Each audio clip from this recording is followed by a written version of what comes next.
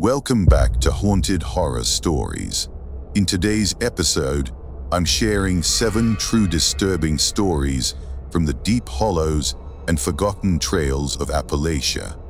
These are tales of people who ventured into the ancient forests and found something they were never meant to see. Make sure to hit that like and subscribe button and let me know where you're watching from in the comments. Story 1. The property came to me through my grandmother's will, though I'd never heard her mention it before. 43 acres somewhere in eastern Tennessee, tucked so far back in the mountains that the county assessor's map had the boundaries drawn in dotted lines, like they weren't entirely sure where it ended. I was 31, working a job I hated in Charlotte, and the idea of owning land, any land, felt like winning something. My girlfriend Simon thought I should just sell it sight unseen, but I wanted to see it first. I told myself it was practical. Really, I think I just wanted to feel connected to my grandmother in some way I hadn't when she was alive. The drive took 6 hours, and the last 40 minutes were on roads that kept getting narrower. My GPS gave up somewhere around a town called Pineville, population maybe 300. I stopped at a gas station to ask directions, and the woman behind the counter, her name tag said Beverly, got real quiet when I mentioned the property location. She gave me directions, but she also said, "You're not planning to stay out there after dark, are you?" I laughed it off. Said I'd probably camp overnight, get a feel for the place. She just nodded slowly and rang up my coffee without another word. The trail to the property wasn't marked. I had to park my truck at the end of a logging road and hike in about 2 miles. The forest was old growth, the kind that makes you feel small. Those trees had probably been there for 200 years, maybe more. Everything smelled like wet earth and decay, but not in a bad way, in that rich, alive way that makes you want to breathe deeper. I'd been hiking for about 40 minutes when I noticed how quiet it was. Not peaceful quiet, just empty. No birds, no squirrels scrambling through leaves. The only sound was my boots and my breathing. I found the cabin just before dusk. It wasn't much, maybe 12 by 14 feet, wooden planks gone gray with age, a stone chimney half collapsed on one side. But it was standing, and the door still hung on its hinges. Inside, there was an old iron bed frame with no mattress, a table someone had carved from a single piece of wood, and a rocking chair tipped on its side. Dust covered everything in a thick, fuzzy layer that puffed up when I walked. I spent maybe half an hour sweeping out the worst of it with a pine branch, then set up my sleeping bag on the floor near the fireplace. I'd brought MREs, a camp stove, a good headlamp. I felt prepared. Night came on fast under those trees. One moment there was still a little gray light filtering through the canopy, and the next it was full dark. I got my camp stove going, heated up some beef stew, and ate sitting in the doorway, looking out at nothing. I couldn't see more than 10 feet past the cabin. The darkness under those trees was solid, almost textured.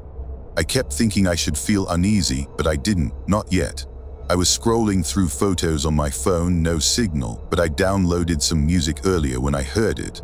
A voice, distant but clear enough that I caught a few words.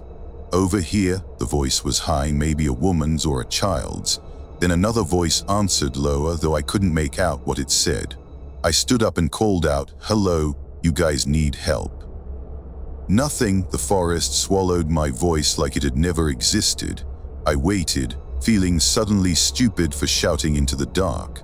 I told myself it was probably hikers camped nearby. Sound carried weird in the mountains. I went back inside, zipped the door flap I'd rigged over the doorway, and lay down in my sleeping bag. My grandmother had owned this place. That meant people came here sometimes. Of course there'd be other people around. I don't know what time it was when I woke up, but it was still full dark. Something had pulled me out of sleep, some sound my brain registered before I was conscious. I lay there listening, my heart already beating faster for reasons I didn't understand yet. Then I heard it again, a scraping sound like someone dragging a stick along the outside wall of the cabin. Slow, deliberate. It started at the far corner and moved along the wall toward the door. I watched the old wooden planks, half expecting to see them flex inward. The scraping stopped at the door. I couldn't move. My sleeping bag suddenly felt like a trap pinning my legs. I heard breathing, ragged, wet breathing like someone with fluid in their lungs. Then very quietly someone spoke. Daniel, my name, in my grandmother's voice. My mouth went completely dry. I wanted to call out to ask who was there, but I couldn't make my throat work. The voice came again, a little louder. Daniel, baby, let me in. It's cold out here. Perfect. It sounded exactly like her, the little rasp she'd had from 50 years of smoking, the way she drew out the vowels. But my grandmother had been dead for 3 months. I'd been at her funeral. I know you're in there, honey. I can hear you breathing. The door latch rattled. I'd locked it, just a simple hook and eye, but it held. The rattling stopped. Silence stretched out for what felt like 5 minutes, but was probably 30 seconds. Then the breathing moved away from the door. I heard footsteps circling the cabin, not walking, dragging, a shuffling, scraping gait that didn't sound right. I grabbed my headlamp and knife, the only weapon I'd brought. My hands were shaking so badly I almost dropped the knife twice. The footsteps stopped at the back wall. Then I heard a sound that made every muscle in my body lock up, fingernails scratching at the wood. Not frantic, not aggressive, patient, methodical, like someone testing to see how solid the planks were. Daniel, my grandmother's voice again, but wrong this time.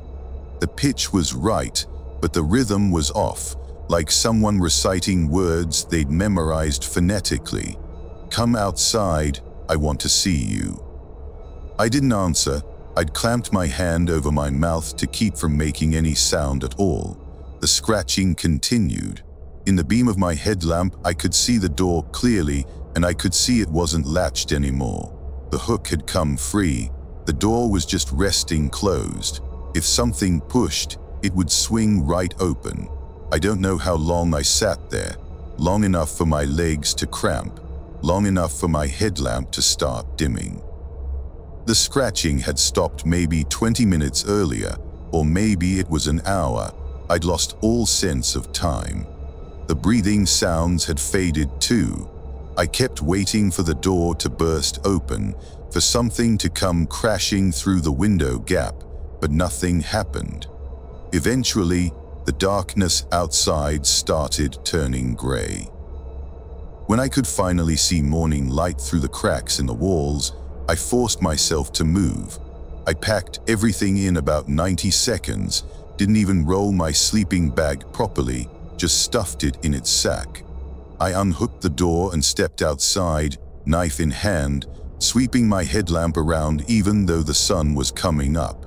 The clearing around the cabin was empty, but scratched into the dirt in front of the door, someone had drawn a shape. It took me a second to understand what I was looking at. A rough outline of a person, arms outstretched, the head too large for the body. And around it, arranged in a careful circle, were small bones. Bird skulls, I thought, maybe squirrel. Each one placed exactly the same distance from the next. I ran. I'm not proud of it, but I ran. Didn't follow the trail properly, just crashed through undergrowth toward where I thought my truck was. Branches tore at my face and arms. Twice I fell and scrambled back up without stopping. When I finally found the logging road, my lungs were burning and my legs were shaking so badly I had to lean against a tree for a minute before I could walk. My truck was fine. Nothing touched, nothing missing. I threw my gear in the bed and got out of there. I never went back. I sold the property 3 months later to a timber company. Didn't even negotiate the price, just took their first offer. The realtor asked if I'd had a survey done, and I said no. She looked at me like she wanted to ask something else, but she didn't. Sometimes I still hear it in my head when I'm falling asleep, my grandmother's voice asking to be let in. And I think about whatever was outside that cabin, circling in the dark, trying on her voice like a coat. I think about it finding the next person who goes there and what voice it'll use next. Story 2. My brother Keith had been logging in the Nantahala National Forest for 11 years before he asked me to come work a job with him. I'd just gotten laid off from a construction gig in Asheville, and he said his usual partner had thrown out his back.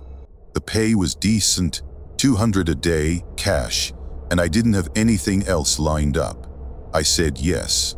We were supposed to be clearing marked timber from a tract near Slickrock Creek. Private landowner, old family estate that had been tied up in probate for years. Keith said the trees were mostly white oak, good hardwood, easy work. We'd be camping on site for 3 days to save driving time. I wasn't thrilled about that part, but $200 a day is $200 a day. The land was beautiful, I'll give it that. The creek ran clear and fast over smooth stones, and the valley had that perfect bowl shape that made you feel held. We set up our tents in a small clearing about 100 yards from where we'd be working. Keith cooked brats on his camp stove, and we drank a couple of beers as the sun went down. Normal, easy. The first day of work went fine. We felled 6 trees, bucked them into sections, and stacked the logs for the forwarder that would come later in the week. Hard work, but good, rhythmic. By the time we quit around 5, my arms were sore in that satisfying way that means you earned your pay. The second night, Keith woke me up around 2 in the morning by grabbing my shoulder through the tent wall. "You hear that?" he whispered. I sat up, disoriented. "Hear what?" He told me to shut up and listen. I did. At first nothing, then I caught it, a sound like wood knocking against wood. Rhythmic, 3 slow knocks, then silence, then 3 more knocks from a different direction. "Tree fall," I suggested, though I knew it was. Keith shook his head. "Too regular, too, I don't know." "It's been going on for 10 minutes. We sat there listening. The knocks continued, always in sets of 3, moving around the perimeter of our camp in a wide circle. Never closer, never farther, just circling. Keith unzipped his tent and stepped out with his flashlight. I followed, though I didn't particularly want to. His beam cut through the darkness, catching tree trunks and leaves, but nothing else. The knocking continued. It seemed to come from everywhere and nowhere at once. "Probably kids," Keith said, but his voice had no conviction. We were 20 miles from the nearest road. Nobody was out here. We stood there for maybe 5 minutes before Keith said, "Fuck it, I'm going back to sleep." He crawled into his tent and I went to mine. But I didn't sleep. I lay there listening to the knocking pattern shift and change, and somewhere around 4 in the morning, it finally stopped. The next day, Keith was quiet. We worked, but there was a tension that hadn't been there before. Around noon, we stopped for lunch, and that's when I saw them, footprints in the soft dirt near the creek. Bare feet, human-shaped but wrong. The toes were too long and they were splayed out wide, like whoever made them had never worn shoes. The prints came down to the water's edge, then went back up the bank toward the tree line, but they didn't follow a normal walking pattern. They were scattered, almost random, like someone had been dancing. I called Keith over. He stared at the prints for a long time without saying anything. Then he said, "We're finishing today and leaving tonight. I don't care if we're done with the job or not." We worked until dusk, trying to get as many trees down as we could. The light was fading when I heard Keith shout.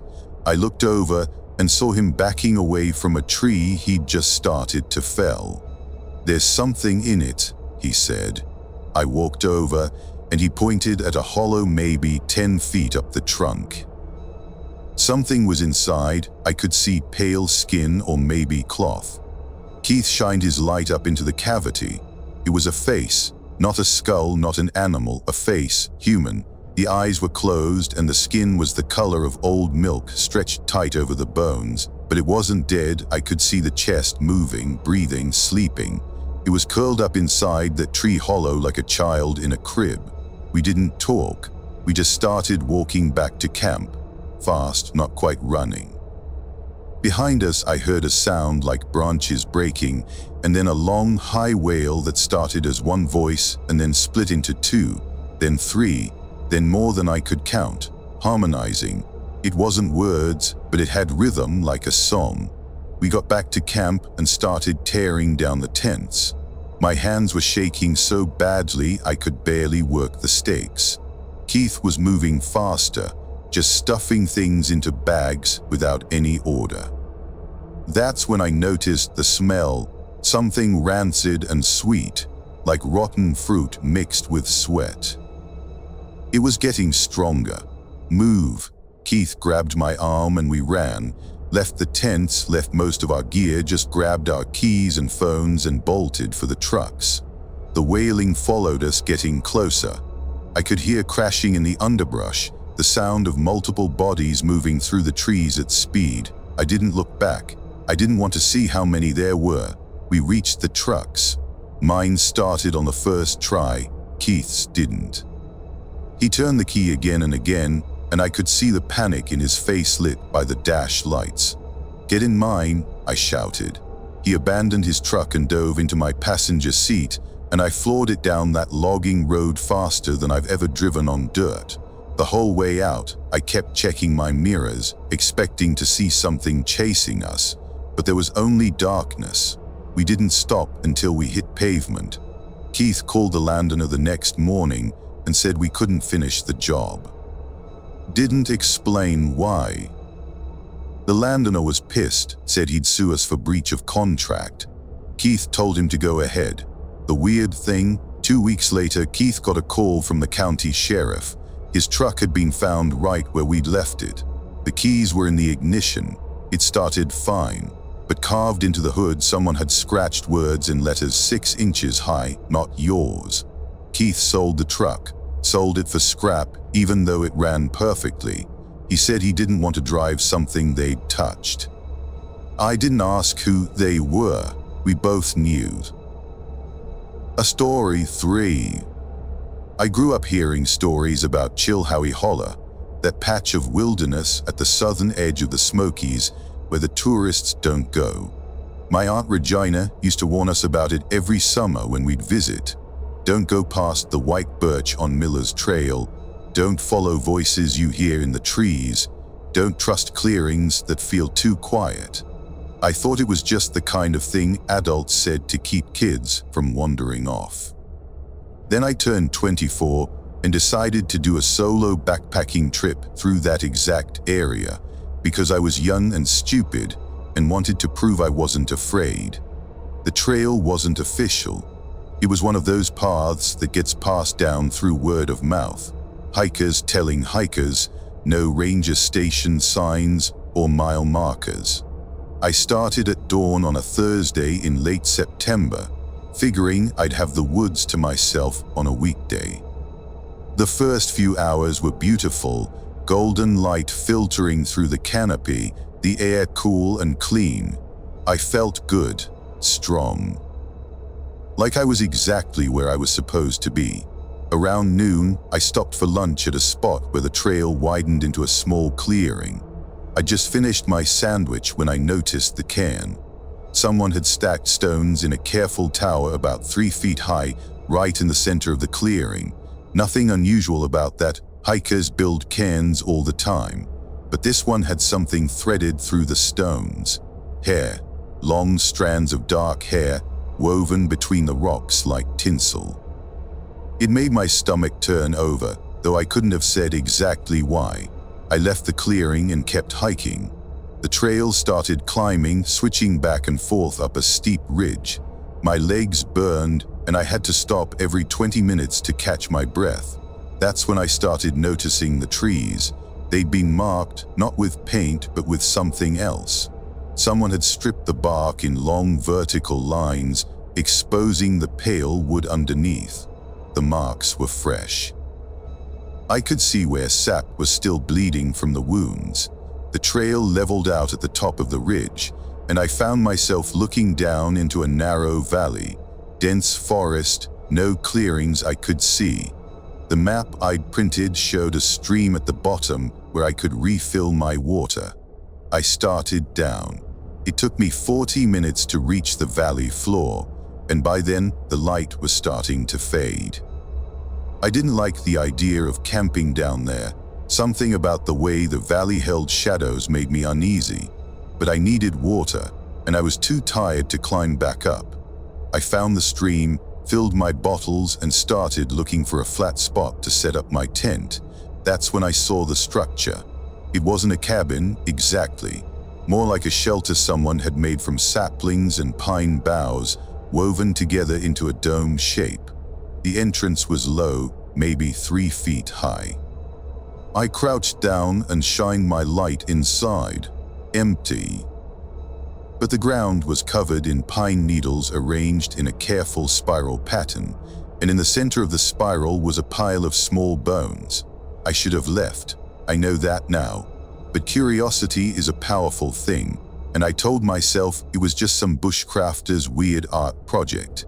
I moved away from the shelter and set up my tent on the other side of the stream, trying to put as much distance as possible between me and that bone pile. Night came down hard. I made dinner, ate without tasting it, and crawled into my tent just as the last light died.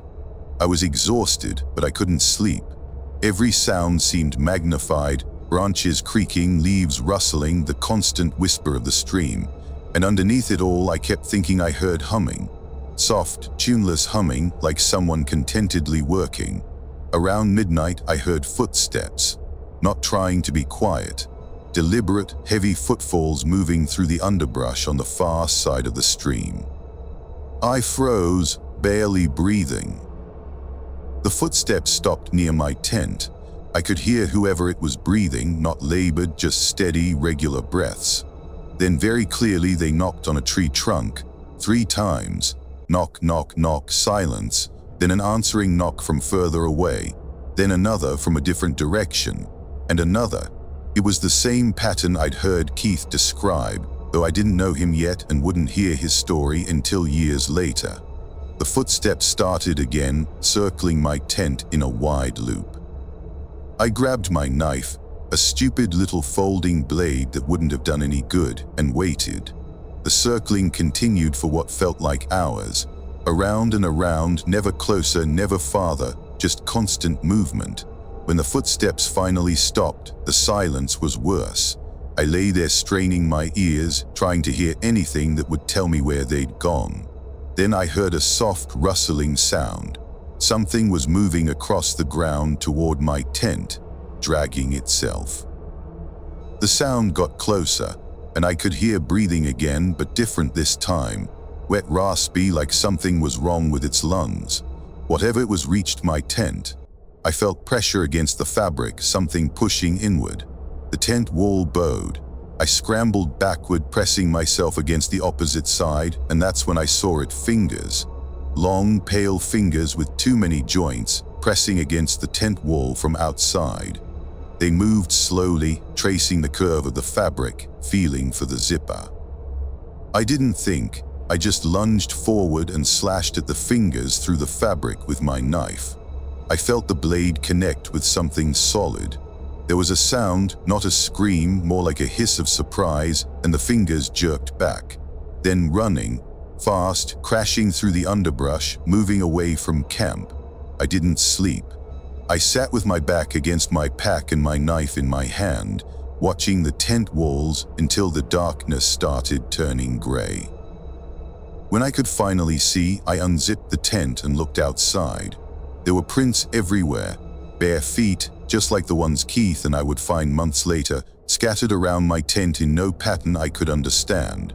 And on my tent, where those fingers had pressed, there were stains, dark, reddish-brown stains that looked like old blood. I packed up in less than 5 minutes and started back up the ridge. I didn't care about finishing the trail. I just wanted out of that valley. I climbed as fast as I could, my legs burning, my lungs screaming. When I finally reached the top and looked back, I saw them. 3 figures standing at the edge of the tree line at the bottom of the valley. Too far away to see clearly, but I could tell they were watching me, waiting to see if I'd come back down. I didn't. I hiked straight through to the trailhead and drove home without stopping. When I finally got back to my apartment, I stripped off my clothes and threw them away. The tent too. I couldn't stand to touch anything that had been in that valley. I told my Aunt Regina about it a few weeks later. She just nodded, like she'd expected something like this. "Chill, Howie, it's not for us," she said. "It belongs to something else, always has." I asked her what lives there. She said she didn't know, and I believed her. But she also said her grandmother told her to never, ever go there alone, and I should have listened. The story 4. The research station had been abandoned for 6 years when Professor Hammond hired me and 3 other grad students to retrieve the old equipment. It was part of a long-term ecological study on salamander populations in the southern Appalachians. Boring work. But it paid $12 an hour, and I needed the money. The station was about 8 miles into the Cohutta wilderness, accessible only by foot. Hammond said we'd be there for 2 nights, catalog the equipment, pack what was salvageable, and hike out. Simple. The team was me, a girl named Becca Harding who studied amphibian genetics, a guy called Milo Riggs who never shut up about his mountain biking adventures, and Jennifer Oakes, who was working on her doctorate and acted like being team leader was the most important job in the world. We started hiking at 7 in the morning on a Saturday in early October. The trail was overgrown but still passable, and the weather was perfect, cool, dry, that crystalline autumn light that makes everything look sharp. We reached the station around 2 in the afternoon. It was smaller than I'd expected, just a single-room building with a corrugated metal roof and a covered porch. The windows were intact, though covered in 6 years of grime. Inside, the equipment was exactly as Hammond had described: microscopes, collection jars, battery packs, all covered in dust and spiderwebs. We spent the rest of the daylight hours taking inventory and packing the smaller items. By the time we finished, dusk was settling in. Jennifer decided we should camp on the porch rather than setting up tents. The roof would keep us dry if it rained, and we could spread out more. We laid out our sleeping bags, made dinner on our camp stoves, and settled in. Milo kept trying to get a ghost story going, but none of us were in the mood. We were just tired. I woke up sometime after midnight because Milo was shaking my shoulder. "Do you hear that?" he whispered. I sat up, groggy and irritated. "Hear what?" He pointed toward the forest. "Listen." It took me a minute, but then I caught it singing, distant but clear. A woman's voice singing something slow and mournful. The melody was old-fashioned, the kind of thing you'd hear on a folk music recording. I couldn't make out the words, but the tone was unmistakable. Sad, lonely. Becca and Jennifer were awake now too. We all sat there listening. The singing continued for maybe 3 minutes, then stopped abruptly. Silence rushed back in. "Should we check it out?" Milo suggested. Jennifer shot him a look. "No, we should absolutely not check it out. We're going back to sleep." But none of us slept. We lay there in our sleeping bags, staring at the porch ceiling, waiting. Around 3 in the morning, the singing started again. Closer this time. Close enough that I could hear the lyrics. "Gone away, leave me here alone, the cold wind blows."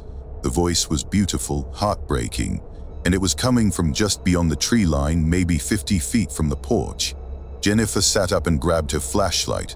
"Who's there?" she called out. The singing stopped. We waited. Then from the darkness a voice answered, "Help me." It was the same voice that had been singing, but smaller now, frightened. "Please, I'm lost. I can't find the trail." Milo was already on his feet. "We have to help her," he said. Jennifer grabbed his arm. "No, something's wrong." But Milo pulled away and walked to the edge of the porch, shining his light into the trees. "Where are you?" he called. "Keep talking so I can find you." "Here," the voice said. "I'm right here." And then we saw her, a woman, standing just at the edge of Milo's flashlight beam. She was wearing a dress, old-fashioned, like something from the 1940s.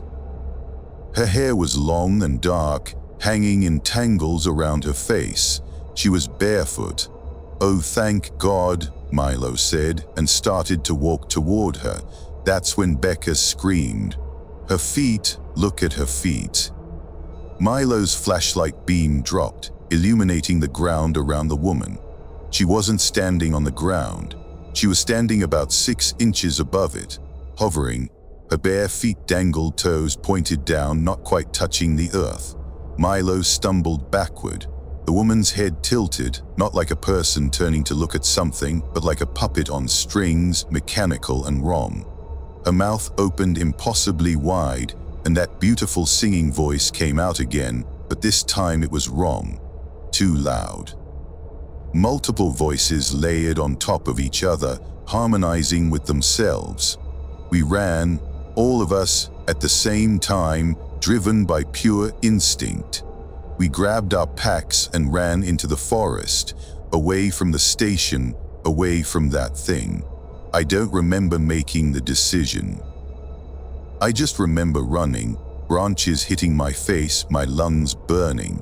Somewhere behind us, the singing continued.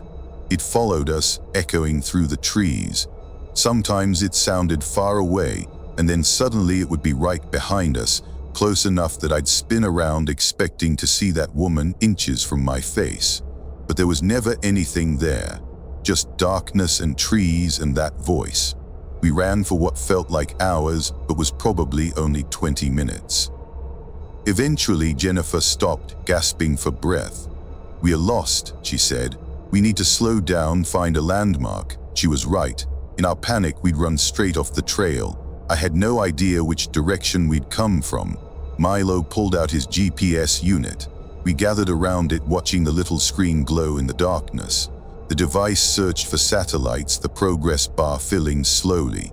Finally, it locked on. We were almost 2 miles from the station, heading northwest. The trail was east. "Okay," Jennifer said, her voice shaking but controlled. "We know where we are now, we just need to." The singing started again, right next to us. So close I felt breath on the back of my neck. We ran again. This time we didn't stop. We just ran and ran, following Milo, who was following the GPS, crashing through underbrush and scrambling over fallen logs. My legs were screaming, and I had a stitch in my side that felt like someone was stabbing me with each breath.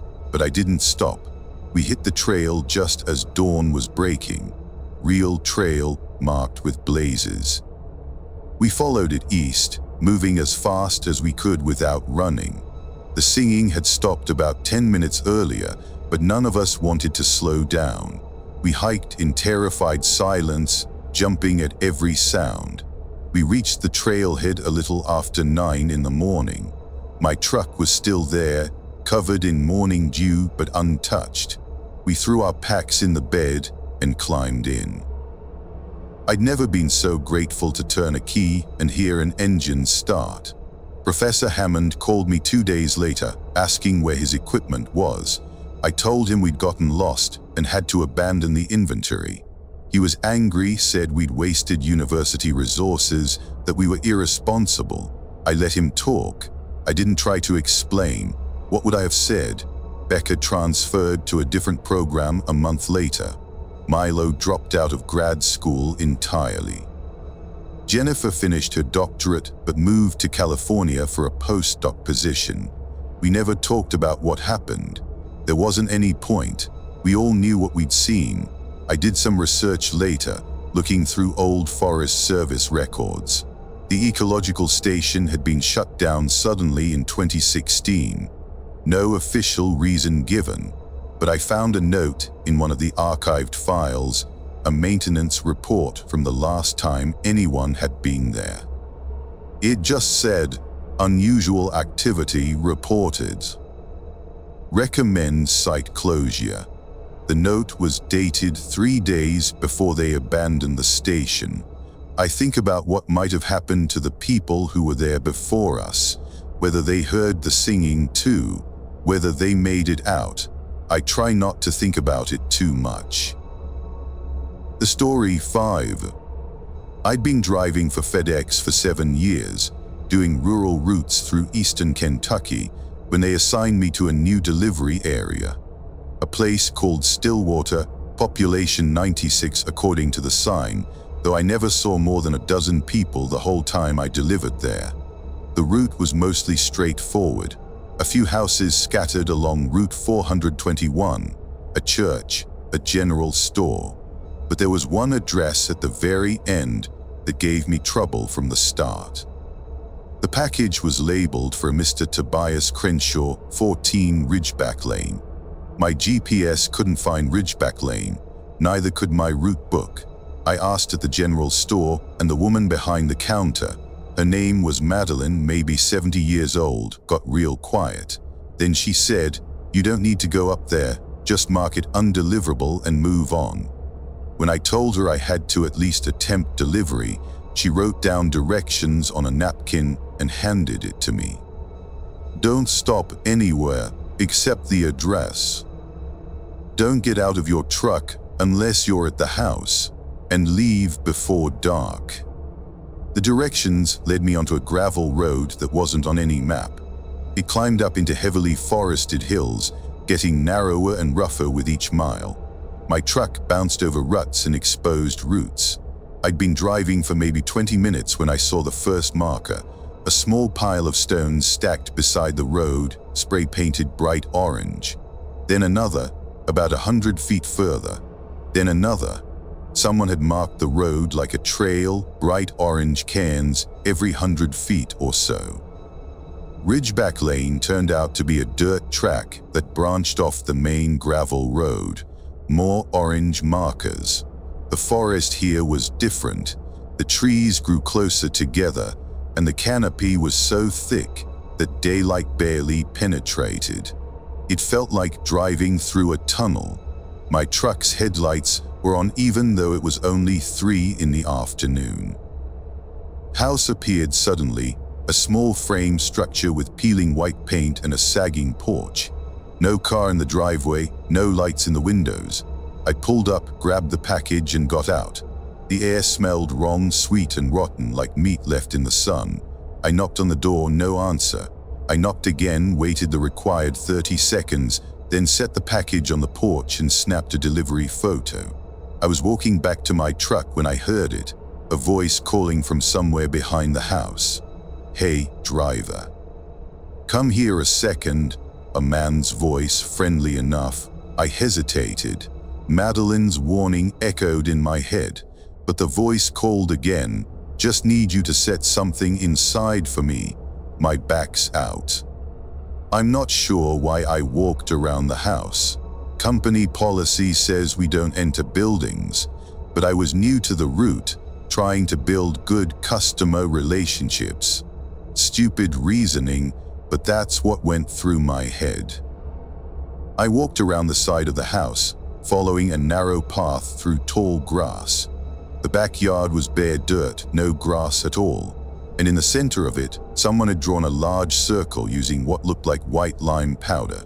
Inside the circle were symbols I didn't recognize, geometric patterns, spirals, lines that hurt to look at. Standing next to the circle was a man. At least I thought it was a man. He was tall, maybe 6'5", wearing stained overalls with no shirt underneath. His skin was gray, not pale gray like old meat, and his eyes were completely black. No whites, no iris, just black. "Package needs to go inside," he said, smiling. His teeth were brown and filed to points. "Won't take a second."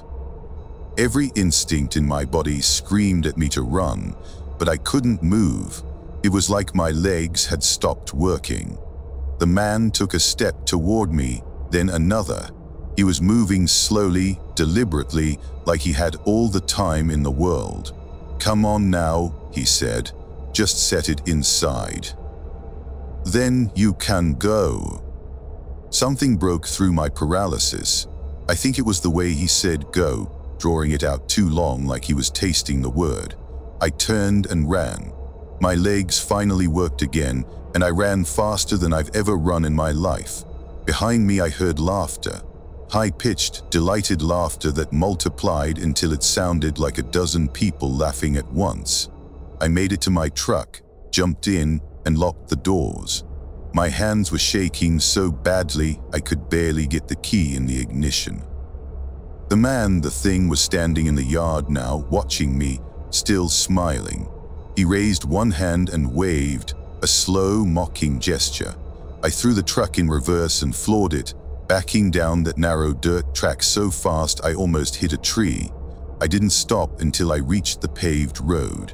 Then I pulled over and threw up. My whole body was shaking. I sat there for 10 minutes trying to calm down before I could drive again. When I got back to the depot, I told my supervisor I couldn't deliver to that address anymore.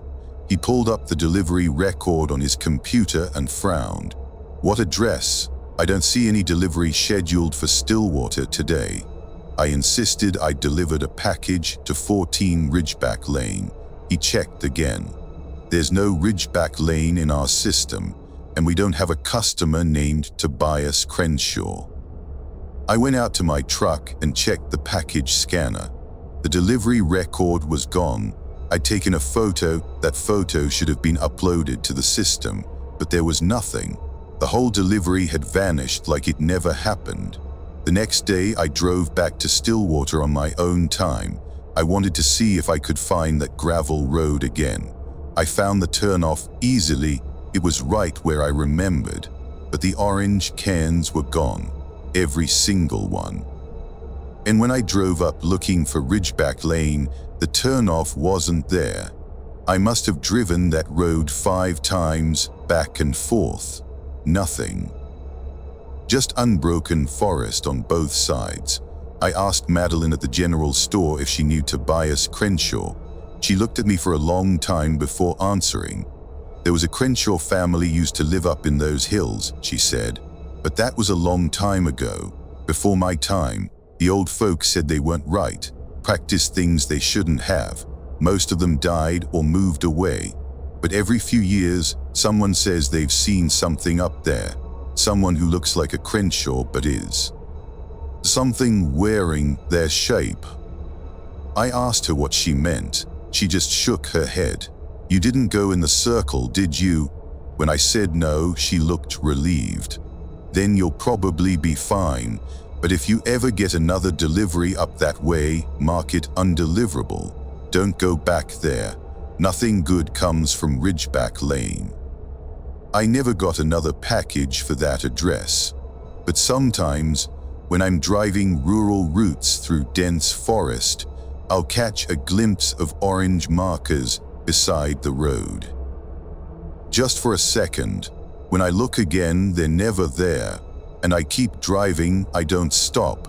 I don't investigate. I just keep moving. Story 6. My sister Claudia bought a farmhouse in the mountains outside Hazard, Kentucky, because she wanted to get away from the city. She'd been living in Louisville, working a high-stress tech job, and she said she needed peace and quiet. The farmhouse came with 40 acres and cost almost nothing because it had been on the market for 3 years. No one wanted it. I should have asked why. She moved in April, and I didn't visit until June. When I got there, the first thing I noticed was how isolated the place was. The nearest neighbor was 5 miles away. The farmhouse sat at the end of a long driveway surrounded by fields on 3 sides and forest on the 4th. Beautiful but lonely. Claudia looked thin. She'd always been small, but now she looked almost gaunt. She said she'd been losing weight, that she wasn't sleeping well. I asked her why. She hesitated, then said, "It's probably nothing. Just I hear things at night." Sounds like someone walking around outside. I told her it was probably deer or coyotes. She nodded but didn't look convinced. That night I found out what she meant. I was sleeping in the guest room on the second floor when I woke to the sound of footsteps on the porch. Not hurried, slow, deliberate steps like someone pacing back and forth. I checked my phone, 2:30 in the morning. I got up and looked out the window. The porch was empty, but the footsteps continued. I could hear the boards creaking under weight. I went downstairs. Claudia was already in the kitchen, standing by the window with a baseball bat. "You hear it too?" she asked. I nodded. We stood there listening. The footsteps moved along the length of the porch, reached the corner, paused.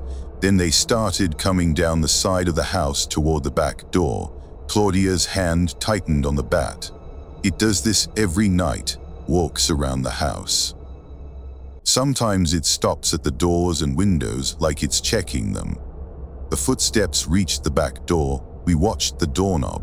It didn't turn, but I could hear breathing on the other side, heavy labored breathing that fogged the glass window in the door. Then it stopped. The footsteps moved away, circling back toward the front of the house. I suggested calling the police. Claudia shook her head. "I did 3 times. They've come out twice. Never find anyone. They think I'm paranoid."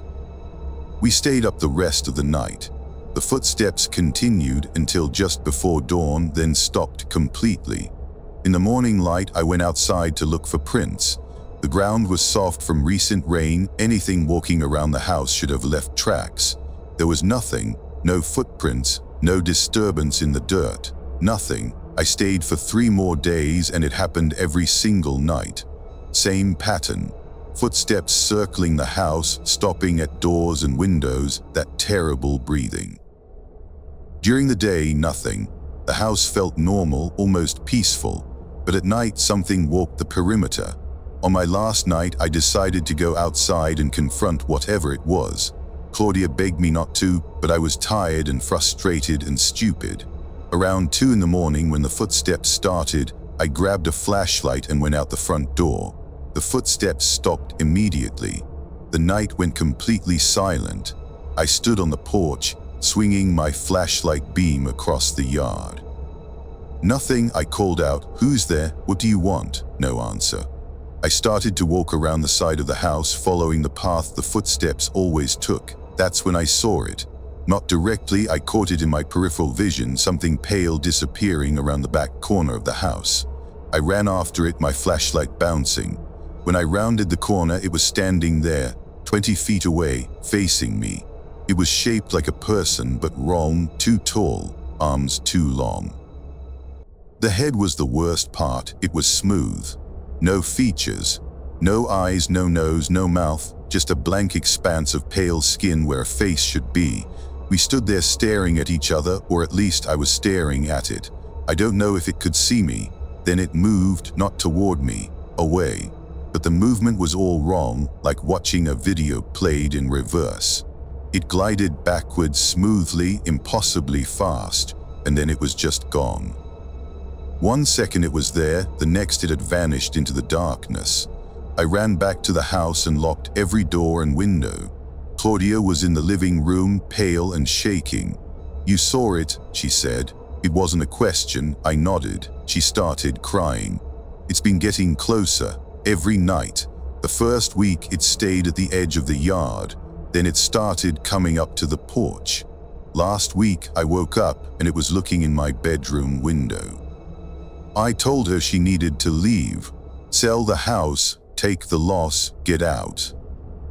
She said she couldn't afford to. She'd put all her savings into the down payment. I offered to help. I'd give her money, she could stay with me whatever she needed. But she had to leave that house. She agreed. We started packing her stuff the next morning. But that night, my last night, the footsteps came earlier, 9 o'clock, still light out. The sun had only just set, and they weren't circling. They were coming straight to the front door. We heard them climb the porch steps. 1, 2, 3. The doorknob turned. I'd locked it, but it turned anyway. The door pushed inward against the deadbolt, the wood frame creaking. Claudia grabbed my arm. "Upstairs." We ran to the second floor and locked ourselves in her bedroom. Below us, we heard the front door open. No crashing, no breaking. It just opened like the lock had decided to stop working. Footsteps entered the house. Heavy, deliberate. They walked through the downstairs rooms, and I could track their movement by the creaking floorboards. Kitchen, living room, hallway, then they stopped at the base of the stairs. Silence. We held our breath. Then the footsteps started climbing. Slow, one step at a time. Each creak seemed to last forever. I counted them. 14 steps to the top of the stairs. The footsteps reached the landing and stopped again. We could hear breathing, right outside the bedroom door. That same heavy, wet breathing we'd heard before. The doorknob turned. I'd locked it, but the knob turned anyway. The door pushed open an inch, 2 inches. I could see into the hallway now, nothing there, just darkness. But the breathing continued and the door kept pushing inward. Claudia screamed. She grabbed a lamp from her nightstand and threw it at the door. The lamp hit the door frame and shattered. The door stopped moving. The breathing stopped. Silence. We waited. 5 minutes, 10, nothing happened. Eventually, I got up enough courage to look into the hallway. Empty. I checked every room upstairs. Nothing. We went downstairs. The front door was standing open, but there was no one inside. Claudia left the next morning. Didn't even pack everything, just grabbed essentials and went. She called a real estate agent from my house and told them to sell the property as is. The agent said it might take a while given the location and the previous sales history. Claudia said she didn't care. She'd take any offer. The house sold 6 months later, far below market value. The new owners moved in around Christmas. I never met them, but Claudia got a call from them in February. They wanted to know if she'd experienced any unusual phenomena while living there. Claudia hung up without answering. Sometimes I wonder if they're still there, those new owners. If they hear the footsteps at night. If they've seen the thing with no face. I think about calling them, warning them. But what would I say? And would they even believe me? A story 7. I'd been metal detecting for 15 years as a hobby, mostly finding old coins and bottle caps, when my detector gave the strongest reading I'd ever seen. I was working a section of forest near the old Greenbrier settlement, land that had been abandoned since the 1950s. Most people thought it had been logged out and wasn't worth exploring, but I'd had good luck finding old homestead artifacts in areas like this. The reading came from beneath a fallen oak tree in a small depression where rainwater had eroded the soil. I started digging, expecting to find an old pot or maybe some forgotten tools. What I found was a box. Metal, about the size of a shoebox, completely rusted but still intact. It was locked, but the lock was so corroded it fell apart when I touched it. Inside were photographs. Old ones, probably from the 1920s or 30s, all showing the same thing. A clearing in the woods with a large stone in the center. People stood around the stone in each photo, always the same number, 13. Their faces were blurred, whether from age or intentional damage to the photos, I couldn't tell. But there was something written on the back of each photograph in faded ink, coordinates. I'm not sure what possessed me to follow those coordinates. Curiosity, maybe, or stupidity, probably both. The location was about 3 miles deeper into the forest, in an area where there were no trails. I marked the spot on my GPS and decided to check it out the next day. The hike was harder than I expected. The forest was old growth and the underbrush was thick, but I found the place. A small clearing, maybe 30 feet across, with a large flat stone in the center, just like the photographs. The stone was covered in carvings, symbols and letters in a language I didn't recognize, and around the edge of the clearing, someone had planted iron stakes in the ground. 13 of them, evenly spaced, each about 4 feet tall. I should have left, but I was fascinated. I pulled out my phone and started taking pictures of the stone and the carvings. That's when I noticed how quiet it was. Completely silent. No birds, no insects, nothing. The air felt heavy, oppressive. I suddenly wanted very badly to leave, but before I could, I heard a sound from the trees. A whispering, multiple voices, all talking at once, too low to make out individual words. The whispering grew louder, and I realized it was coming from all around me. The tree lines surrounding the clearing, 13 different voices, I thought, one at each stake. I backed toward the center of the clearing, closer to the stone. The whispering grew more agitated, rising in pitch and volume. I could start to make out words. Leave it. Don't touch. Stay away. Not yours. Sealed. Bound. The voices overlapped, creating a chaotic chorus that made my head hurt. Then I saw them. Figures standing just inside the tree line, barely visible between the trunks. 13 figures, one at each stake. They were human-shaped but indistinct, like shadows that moved independently of any light source. And they were all looking at me. I couldn't see faces, but I felt their attention like physical weight. One of them started to move forward, stepping into the clearing. As soon as it crossed the line of stakes, it changed. It became more solid, more real. I could see details now: tattered clothing, skin the color of old paper, empty eye sockets. It opened its mouth impossibly wide, and the whispering that came out was deafening. I ran, crashed through the underbrush without any thought for direction. Behind me, I heard all of them moving, crashing through the forest in pursuit. But they weren't running. They were doing something else, blinking in and out of existence, appearing and disappearing between trees, getting closer each time they manifested. I have no idea how I found my way back to the trail. Pure luck, probably, but I made it, and as soon as I hit the marked path, the sounds of pursuit stopped. I looked back. The forest was still and quiet again, empty, but I could feel them watching. I deleted the photos from my phone as soon as I got home, broke the camera's memory card and threw it away. The metal box with the old photographs, I buried it in my backyard, 4 feet down under concrete. I told myself I was being paranoid. It had probably just been my imagination running wild. But I couldn't shake the feeling that I'd disturbed something, broken a seal, let something out. 3 weeks later, I woke up in the middle of the night because my dog was barking. I went downstairs and found her standing at the back door, hackles raised, growling at something outside. I turned on the porch light. There was nothing there. But in the dirt of my backyard, directly above where I'd buried the box, someone had drawn a circle. And inside the circle were symbols, the same symbols I'd seen on that stone. I moved 2 months later, sold my house and relocated 3 states away. I told my friends and family it was for a job opportunity. Really, I just needed to put distance between me and whatever I'd found in those woods, whatever had followed me home. I don't metal detect anymore, don't even own a detector. Sometimes I think about those photographs buried beneath concrete in my old backyard.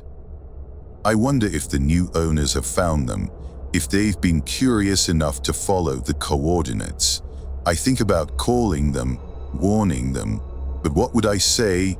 Some things are sealed for a reason. Some places are meant to be forgotten. I learned that lesson. I just hope I learned it in time. Thanks for watching. If you enjoyed these stories, hit that like button and subscribe for more. Let me know in the comments which story unsettled you most, and share this with your friends who love a good scare. Until next time, stay safe out there.